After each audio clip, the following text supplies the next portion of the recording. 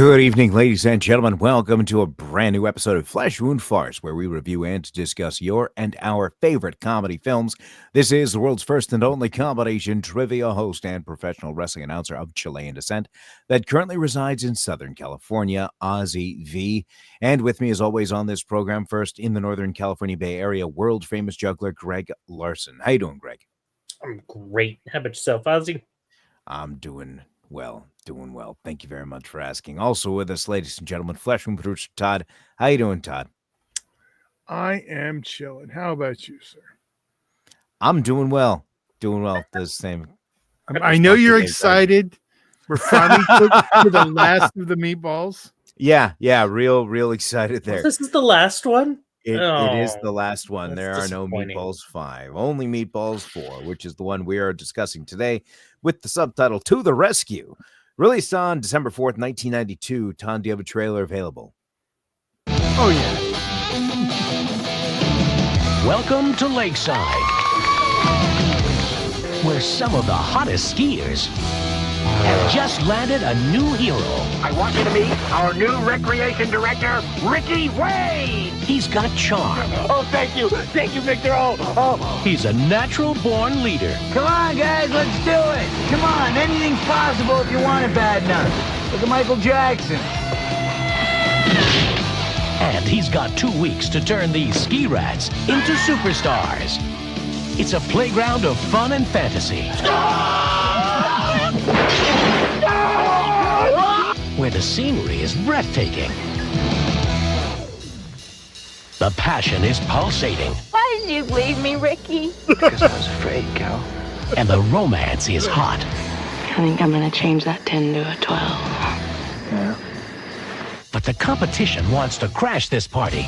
Are you going to put up or shut up? And they'll stop at nothing to get what they want. If you don't mind. All right, these girls are gonna look like Smurfs. Now, Kelly, it's a race for survival. give me my skis. Meatballs 4, To the Rescue. To the rescue. I'm guessing you just wanted Jason to show up the whole time and take care of the camp, Ozzy. That would have been something. That was the trailer for Meatballs 4 To the Rescue, released on December 4th, 1992, with a runtime of 84 minutes, rated R, written and directed by Bob Logan, starring Corey Feldman, Jack Nance, Sarah Douglas. Sarah Douglas. Well, initial thoughts on this is it was a movie. It was a movie. It's hard to give it much more than that. And it was so original. You've never seen the plot of the have-nots versus the have-nots, and let's save the camp and do this. Yeah, it was awesome originality in this one. Yeah. I will say this was the least. If you're a Corey Haim fan, you're gonna love it. Or Corey Feldman fan. Sorry. Well, I mean, I think this was the least painful to watch, I guess. Really? Yeah. You liked the third one. You gave the third one high marks. Oh, did I? You I did. That's the Patrick Dempsey one with the ghost, and like we watched it last year. You did like that one. I was surprised. That was the first one you really enjoyed. Oh, okay.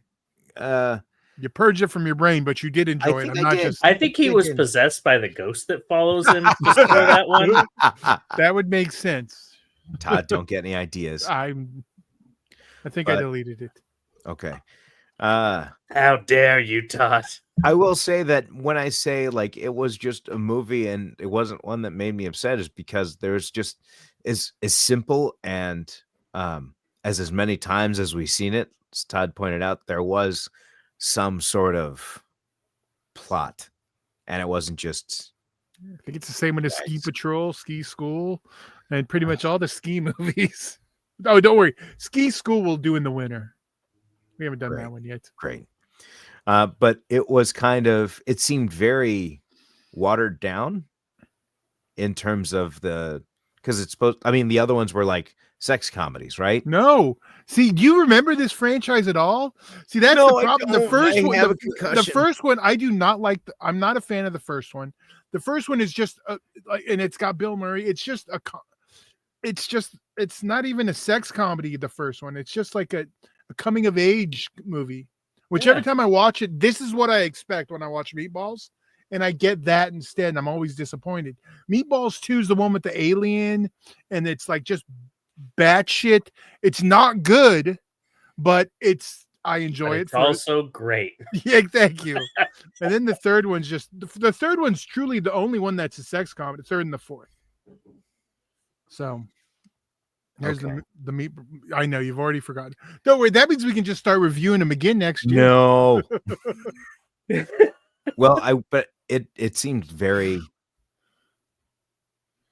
almost in the same vein as the one we did a few weeks ago, Zapped, where it felt like a Disney movie with nudity. I get what you're saying. Like, yeah, like if you tuck it out, this could be like, and threw in some fat kids, it could have been heavyweights. I get it. Right. Which we should do. That's a good summer one for next year. There you go. Getting into. Oh, I'm sorry. I mean, my initial thoughts there. I don't know if you guys had anything else to add specifically, other than that, or how'd you guys feel? Well, I'd never. This is another one of the Meatballs films I'd never seen, and I do wonder after watching this, was this the beginning of the horrible Michael Jackson wannabe lifestyle that Mr. Feldman has now deep dove into?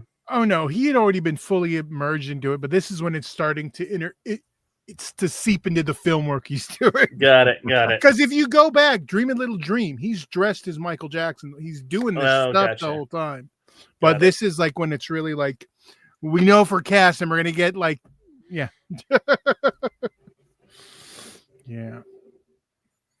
So, getting into favorite moments. Okay, well, my initial thoughts were, I'd seen this one as a kid. It was what it was. I was a fan of the Coreys. I came up in the 80s. I was more of a Haim guy, R.I.P. But yeah, because Feldman's not the best of actors, and it shows in this. So, like, if you like Corey Feldman, I think you'll have a good time. If you hate him, you're not going to like this movie, even if you're a fan of the sex comedy. And I am, but I tolerate him. This is like, I like younger Corey. This is when he's starting to get a little weirdo-y. Understandable though, but right. Yeah. So there we go. Favorite moments. There you go, Ozzy. Well, why don't you kick us off? All right. Well, then that's easy since it's been brought up this already multiple times. I have to say, what gave me the hardest laugh was Corey doing his Michael Jackson dancing to the Muzak version of Black or White. Yes. I was just like, just the fact that it was the crappy Muzak version made it so funny. And that was my favorite moment. Greg? I mean, I just love a dumb joke.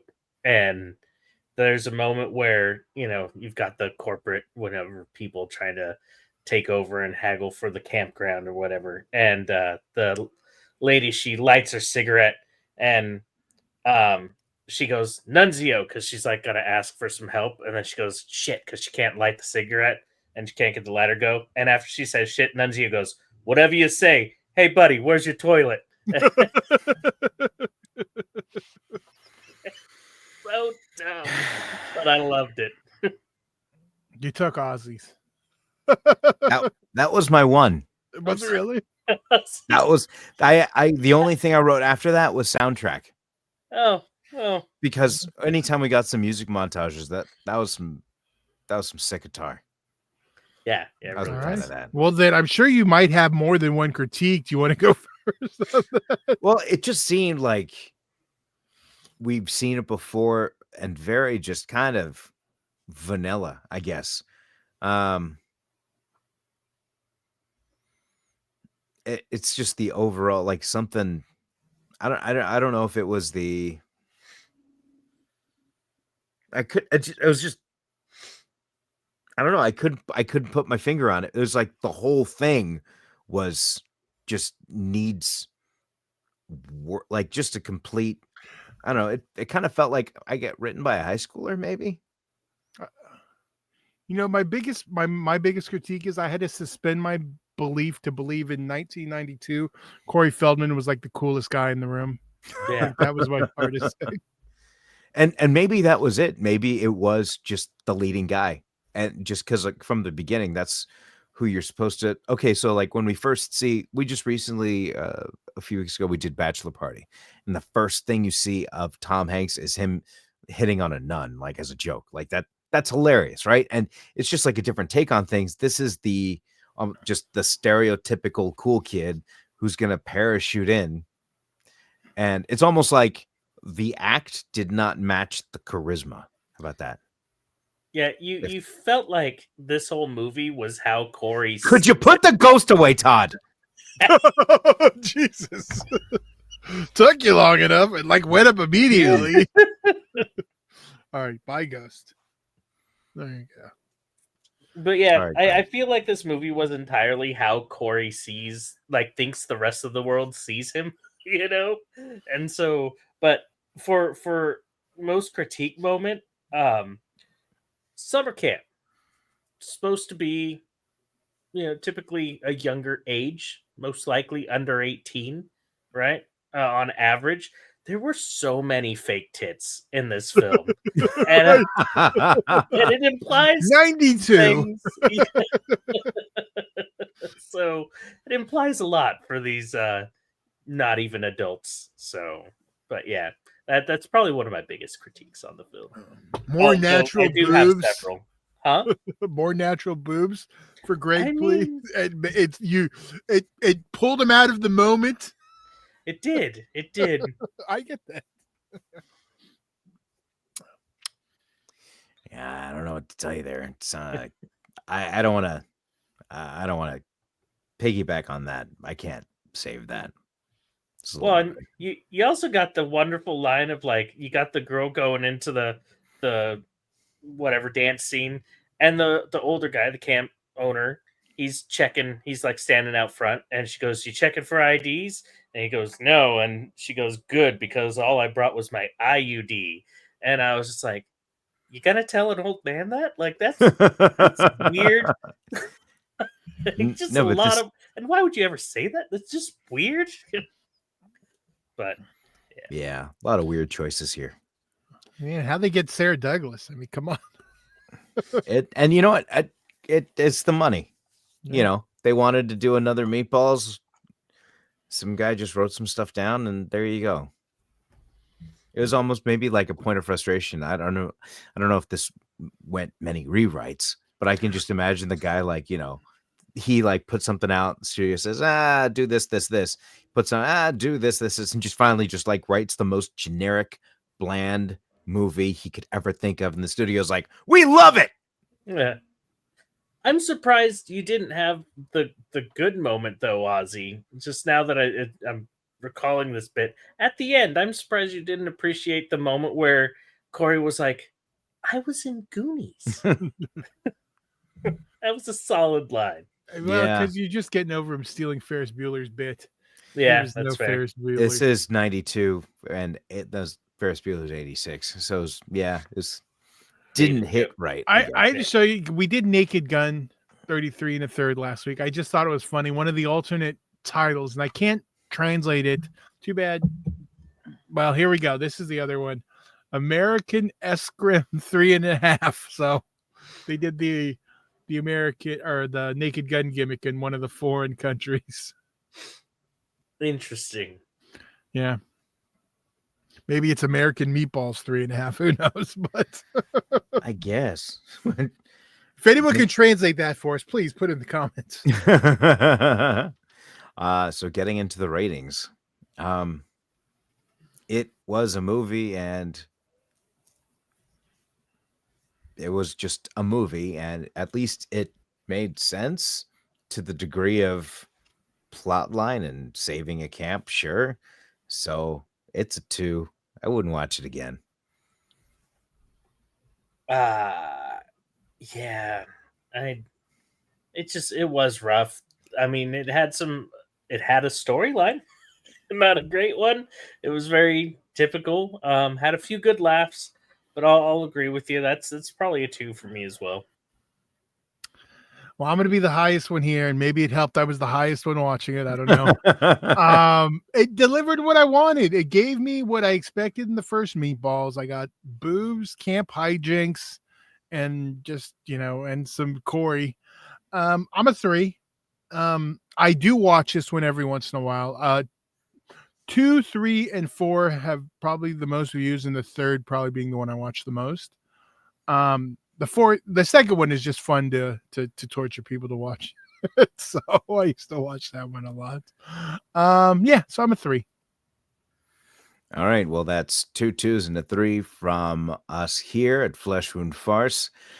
And if you want to watch it, it is streaming on Prime Video and MGM Plus.